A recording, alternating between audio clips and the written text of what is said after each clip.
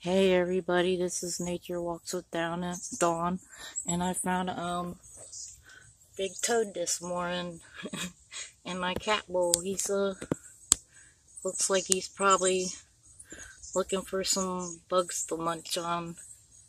It might be the little one I saw earlier this year, full of bugs.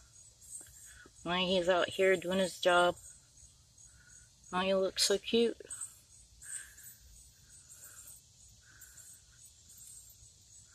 It's not true. If they pee on you, toads pee on you, that you get warts. It's just something people say, and you can hold them and pet them like other frogs.